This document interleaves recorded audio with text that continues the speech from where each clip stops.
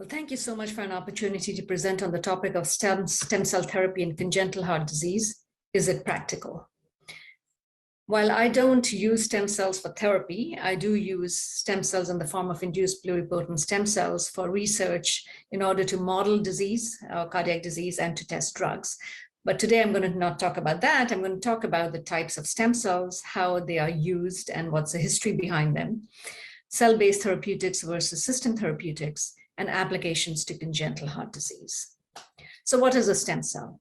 A stem cell is a self-renewing cell that gives rise to a range of fully differentiated specialized cell types, and it was first coined, the term was first coined in 1896 for a common progenitor cell that gives rise to blood lineages, and the existence of this progenitor called the hematopoietic stem cell was first confirmed in 1963. Now we know that there are three types of stem cells: embryonic, induced pluripotent, and adult. Embryonic stem cells are derived from the blastocyst of an embryo.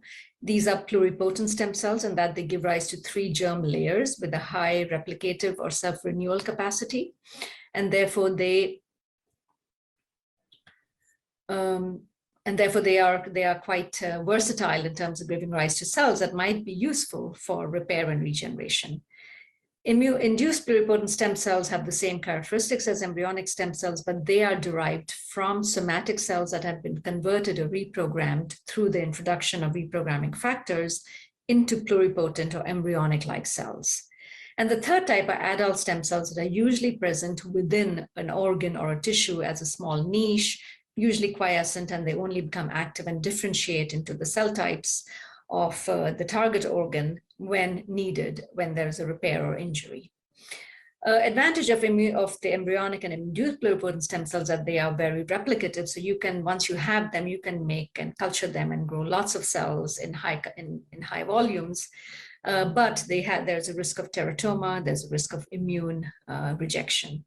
With adult stem cells, they are not as replicative, so you can't get as many cells from them.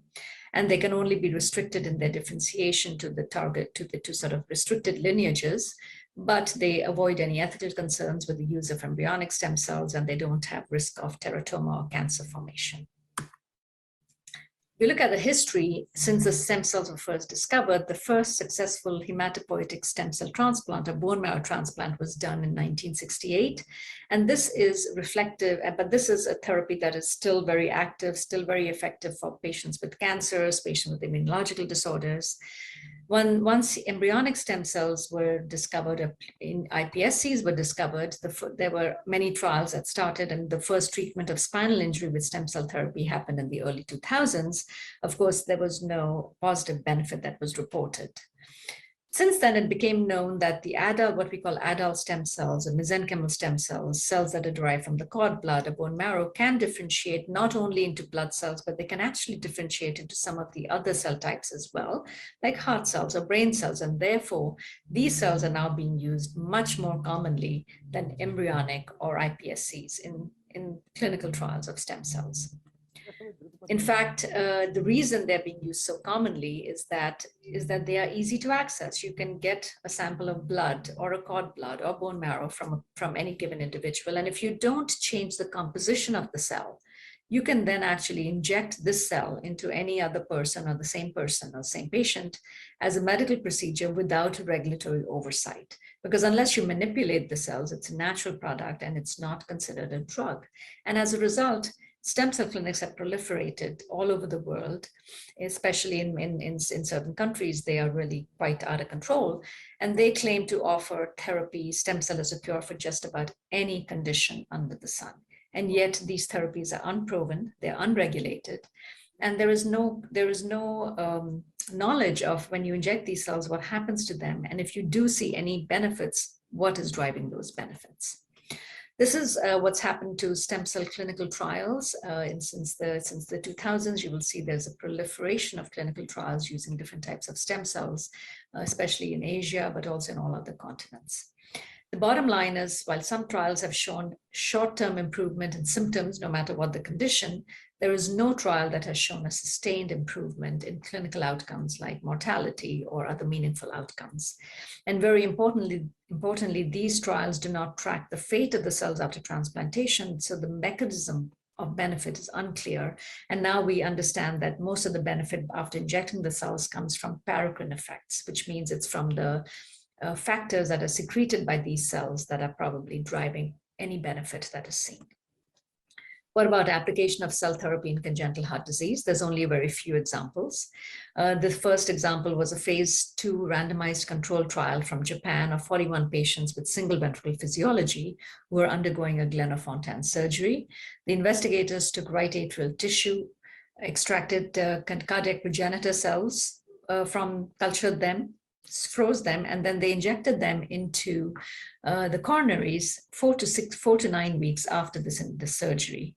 What they found was that the function, the ventricular function did improve in patients who received the CDCs compared to the controls. And they also showed a reduction in scar tissue, in ventricular scar tissue on MRI in the patients who received CDCs at 3 months, but also some of this benefit was sustained at 1 year. Since then, there have been at least a couple of trials that are ongoing in single ventricle patients, again, primarily like hypoplastic left heart syndrome kind of patients where trying to protect the right ventricular function. But in this trial, both these trials come out of Mayo Clinic, led by Timothy Nelson, where they are using autologous umbilical cord blood derived mononuclear cells. And so what you do here is that when the patient with this condition is born, their cord blood is stored, it's processed, the mononuclear blood cells are stored. And when they go for their either Glenn surgery or their Fontaine surgery, these cells are injected back into the ventricle or into the myocardium in order to see what happens to the RV function and other parameters. So these two trials are ongoing, the results are not out yet. But what's transpired in the last several years now is the recognition that these mesenchymal stem cells likely exert benefit because of the factors that they secrete. And that's called the secretome. So the secretome from mesenchymal stem cells contains many factors like cytokines, extracellular matrix proteins, cell protective agents, growth factors, and often these are packaged in what's called vesicular fraction, like exosomes or microvesicles and apoptotic bodies, which carry these molecules from one organ to the other to exert its effects. And so this has actually become the next generation of stem cell science. So now what you're looking at is a number of papers on stem cell therapies in black are plateauing, but instead what's increasing is papers on therapies using the secretome in red or exosomes in orange. And the reason this is gaining popularity is that these stem cell released molecules are easily produced in laboratory. So if you culture the cells, instead of trying to keep the cells alive, you can take the secretome from the cells, which is not going to die, and it's easy to store and easy to deliver into patients. It's naturally packaged in exosomes, so it's protected from the immune system from rejection. The secretomes are non-cancerous, there are no ethical concerns, and they represent a form of systems therapeutic because they contain so many factors that can target many biological pathways that may be involved in the disease process.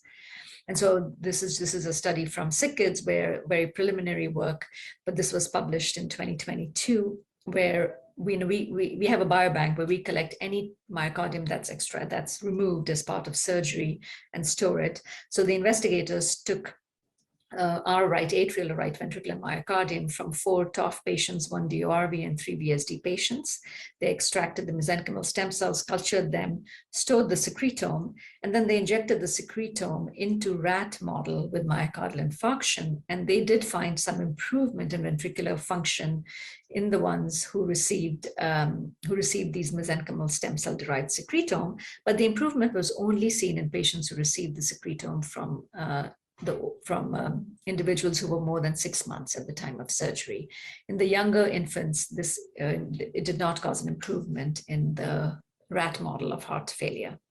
So what this told us, what the group is now working towards is identifying the specific factors within the secretome that are most functionally likely to result in improvement, and maybe use them to develop secretome-based therapeutics in the future. So what I wanted to close with is just a reminder of this hope versus hype. There's always any new technology that comes onto the market results in a peak of inflated expectations. There's widespread indiscriminate use of the technology followed by a trough of disillusionment. And slowly as the field matures and there is a greater understanding, greater knowledge, there is a slope of entitlement, and the technology is then used in a more responsible and realistic manner. And I think the same thing has happened with stem cells, where we're in a trough of disillusionment because of the indiscriminate use of all types of stem cells for transplant.